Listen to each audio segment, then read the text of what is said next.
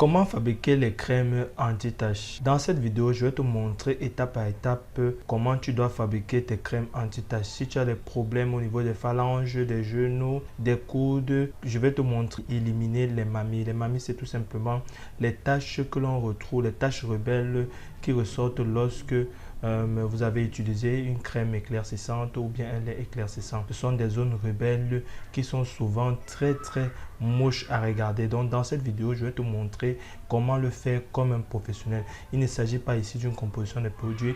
D'ailleurs, dans la première partie de cette vidéo, je vais te montrer les choses que tu dois éviter afin de créer une crème anti-tache efficace et impeccable. Salut à tous et bienvenue sur la chaîne Africa Cosmetics. Bienvenue sur la chaîne où vous pourrez entreprendre et apprendre la cosmétique. Si tu es un passionné de cosmétique et si tu aimerais apprendre beaucoup plus dans la cosmétique et y investir, je t'invite à t'abonner à cette chaîne et de cliquer sur la cloche de notification afin de ne rien manquer du contenu que je partage dans cette chaîne régulièrement. Sans plus tarder, nous allons aller directement dans le vif du sujet. Mais avant, j'aimerais te donner certains éléments que tu dois vraiment éviter, certaines pratiques que tu dois éviter afin de produire la meilleure crème anti-tache qui soit. La première des choses que tu dois éviter, c'est faire des compositions de produits.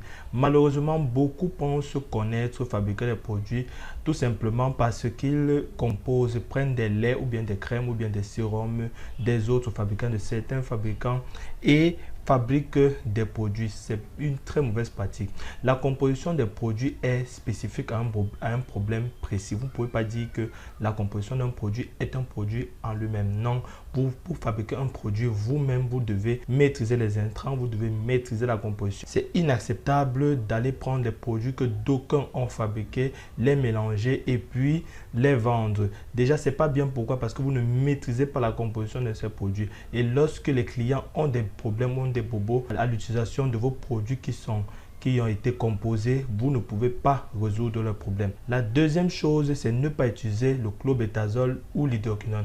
Lorsque vous voulez fabriquer votre crème anti-blanchissante, évitez d'utiliser ou bien n'utilisez tout simplement pas le clobétazole ou l'hydroquinone parce que ce sont deux produits ou bien deux intrants vraiment très nocifs pour la peau. Le clobétazole est nocif dans quelle mesure? Dans la mesure où le clobétazole vous laisse des dégâts collatéraux, il vous laisse des points blancs, il vous laisse des taches brunes, il vous laisse même souvent des boutons qui s'apparentent à la boubou. Donc faites très attention à utiliser ce produit. Il vous laisse même les kéloïdes au niveau de votre peau.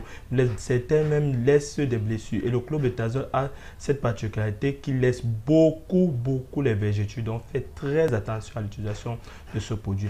Maintenant, l'hydroquinone est proscrit tout simplement parce que c'est aussi un produit très agressif pour la peau, surtout pour les peaux sensibles, il est très agressif. Et l'hydroquinone ne supporte pas les zones rebelles. Donc, vous aurez beau appliquer l'hydroquinone sur des zones rebelles, il ne fera absolument rien. Au contraire, vous apportera beaucoup plein de bobos. La troisième chose, et malheureusement c'est ce que je vois d'habitude dans différents produits, j'ai même vu certaines personnes composer les produits avec de l'alcool. Vous ne pouvez pas composer une crème avec de l'alcool. Je ne sais pas où vous avez appris à faire cela, je ne sais pas d'où ça sort, mais franchement, arrêtez cette pratique. C'est pour ça que je vous recommande toujours d'utiliser les produits que vous avez composés vous-même lorsque vous savez bien le faire. Parce que imaginez un instant que vous achetez les intrants ou bien vous achetez des produits pour faire des compositions et que ces produits ont de l'alcool. Vous allez voir, ça va détruire ces différentes parties que vous voulez éliminer. Donc, au lieu d'arranger, les produits que vous allez fabriquer vont venir tout simplement perturber ou bien vont venir tout simplement détruire les zones que vous souhaitiez arranger. Donc, faites très attention. Maintenant que je vous ai donné ces différents éléments à éviter, laissez-moi vous faire part de la composition de vos crèmes blanchissantes.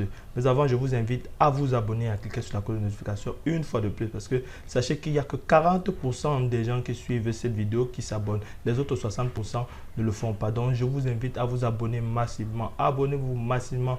Partagez cette vidéo. Ça peut aider plusieurs personnes et ça m'aidera à vous donner encore plus de contenu. La deuxième chose, c'est la composition de la crème anti-tache. Alors maintenant, comment composer votre crème anti-tache proprement dite? La formulation que je vais vous donner ici, c'est la formulation professionnelle. Ce sont les intrants professionnel que vous vous donnez et que vous pourrez retrouver n'importe où dans le marché. Dans le marché cosmétique, vous pouvez en trouver sans aucun souci. La première des choses, c'est utiliser de l'eau ou de l'hydrolat. L'eau est l'une des principales solutions de notre crème anti-tache. Comme toute crème, la crème a deux phases, la phase huile et la phase eau. Mais nous allons plus entrer là-dessus parce que j'ai une vidéo qui vous montre comment créer vos crèmes et comment créer vos différents laits. Si vous me suivez depuis, vous connaissez sûrement les deux phases, dans la phase eau et la phase huile. Maintenant, vous devez utiliser de l'eau ou de l'hydrolat. Le rôle de la crème anti-tache ici, c'est d'enlever les taches, c'est d'enlever les taches rebelles, les taches brunes, les zones sombres au niveau des coudes, au niveau des phalanges, au niveau des genoux, au niveau des aisselles même souvent, au niveau même aussi des orteils ou bien des chevilles. Donc, vous pouvez utiliser comme solution l'eau ou l'hydrolat. L'hydrolat est tout simplement de l'eau issue de la fabrication de votre huile essentielle. Vous demandez n'importe où, vous demandez de l'hydrolat ou bien vous demandez sur Amazon. Vous commandez sur Amazon l'hydrolat, vous aurez de l'hydrolat. Deuxième chose, c'est un humectant. L'humectant ici peut être la glycérine et le sorbitol. C'est très important les amis. Donc, l'humectant aura pour rôle ici d'apporter de l'humidité, apporter un aspect agréable du produit sur votre peau. Et l'humectant apporte aussi de la douceur. Vous pouvez utiliser comme humectant la glycérine, vous pouvez utiliser du sorbitol, c'est comme vous voulez. Troisièmement, vous devez utiliser un émulsifiant. L'émulsifiant ici a pour rôle de mélanger l'huile et l'eau. Vous savez que l'huile et l'eau ne vont pas ensemble. Donc, vous aurez besoin d'un émulsifiant. Comme émulsifiant, vous pouvez utiliser de l'Ewax, vous pouvez utiliser de la Nanette, vous pouvez utiliser même de la cire émulsifiante. Donc, vous utilisez l'émulsifiant que vous voulez. Mais l'émulsifiant que je recommande, généralement, c'est la Nanette. La Nanette, vous utilisez la Nanette parce que ça est de très bonnes propriétés pour les crèmes. Ensuite, vous utilisez des huiles. Les huiles aussi, c'est un autre déterminant, c'est une autre solution que vous devez utiliser pour la fabrication de votre crème anti-tache. Sans huile ni eau, vous ne pourrez pas avoir une crème anti-tache. Donc, vous pouvez utiliser les huiles. Vous pouvez choisir l'huile de coco, l'huile de papaye, l'huile de pastèque, l'huile de jojoba, l'huile de carotte, l'huile de ricin. Privilégiez ces huiles, ces différentes huiles que je viens de vous énumérer. Maintenant, vous pouvez ajouter les huiles que vous voulez. Vous pouvez m'ajouter des beurres, mais utilisez des beurres clarifiants comme par exemple le beurre de mangue. Comme autre huile, je vous recommande aussi d'utiliser l'huile de date qui a aussi de fortes propriétés clarifiantes. Donc, vous pouvez utiliser ces différentes huiles pour la fabrication de votre crème anti-tache. Ensuite, vous devez utiliser un actif éclaircissant. Tout à l'heure, je vous ai donné les actifs éclaircissants. Je vous ai montré les actifs éclaircissants que vous devez impérativement bannir de toute composition de crème anti-tache ou bien même de toute autre composition parce que ils sont vraiment, ces intrants sont vraiment nocifs à la peau. Donc, vous pouvez utiliser les actifs éclaircissants comme l'acide kojique, vous pouvez utiliser le glutathion qui fonctionne très bien pour les crèmes anti-tache. Je vous recommande même le glutathion parce qu'il va entrer en contact avec le glutathion présent dans votre corps. Maintenant, moi, ce que je vous recommande souvent pour les crèmes anti-tache, utilisez deux actifs. Vous pouvez utiliser l'acide kojique et le glutathion. Maintenant, ce que vous faites, vous utilisez l'acide kojique simple ou dipanmitate, ce que vous voulez. Ces deux intrants, vous utilisez le glutathion en faible quantité et vous privilégiez le kojique parce que le kojique est plus naturel que le glutathion qu'on retrouve sur le marché. Donc, utilisez les deux. Vous pouvez utiliser le kojique dans votre composition, kojique même à 60% et le glutathion à 40% et vice versa. Donc, vous faites comme vous voulez, mais ça c'est juste mes recommandations. Maintenant, vous pouvez utiliser les acides de fruits aussi comme intrants. Vous pouvez mélanger les trois comme vous voulez. Tout dépend de l'effet que vous voulez apporter au produit.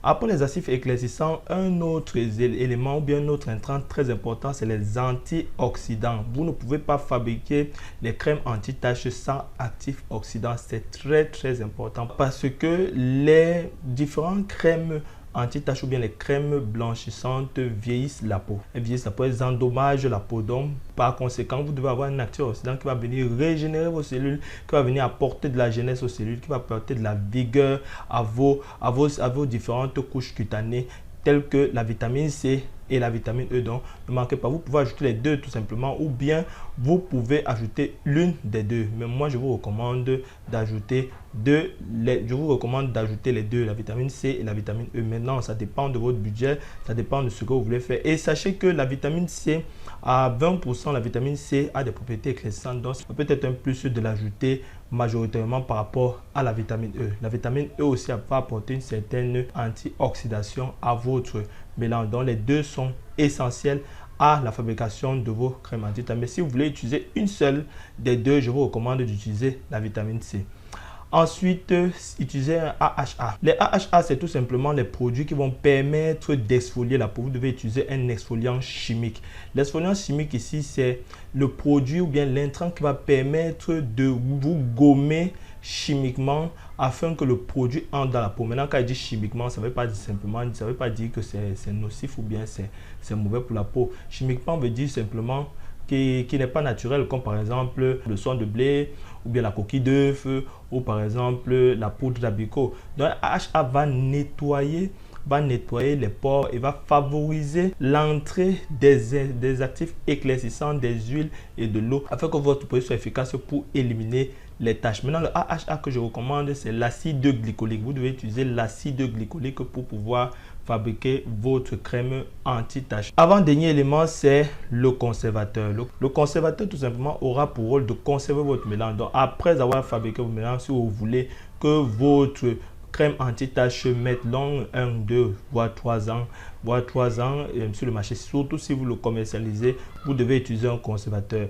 Le conservateur que je recommande, c'est le benzoate de sodium. Vous pouvez utiliser le benzoate de sodium. Il est très efficace et en plus il est bio.